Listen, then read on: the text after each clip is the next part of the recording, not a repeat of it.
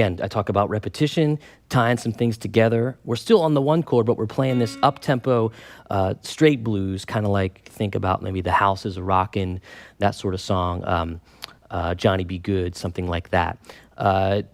We're employing some typical blues rock techniques, and we're still over our one chord. In this kind of song, you might even be playing more of a bar chord, kind of power chord, that kind of idea. But what we want to talk about is, again, we're hitting some roots in our A minor pentatonic scale. Starting on that third string, we're going to bend. We're going to bend it to that double stop on the first and second strings. We've been doing this now for a few licks, but we haven't done it over this type of feel. And you can hear how the same idea, which is like a shuffle, as soon as you put it over an up-tempo 170 beats per minute, it can really take on some new life. So if you've seen that before, go ahead and give it a whirl. Here it is.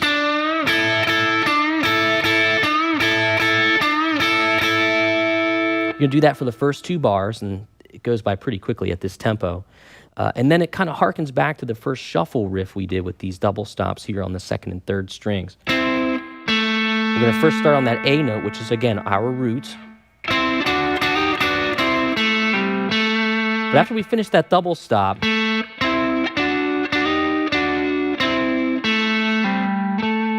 if you want to pick those last 3 notes, you can, but at this tempo, it might be nice to do a little hammer-on pull-off.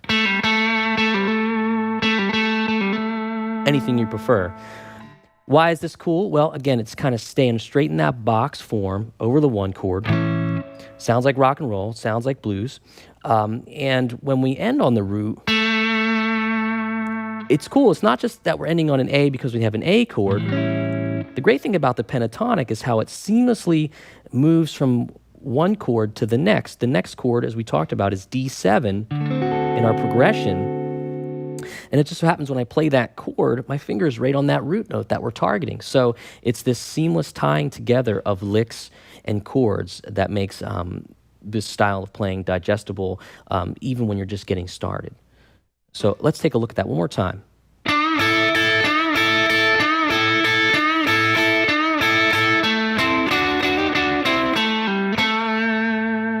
And always add a handful of vibrato there on the end of that lick.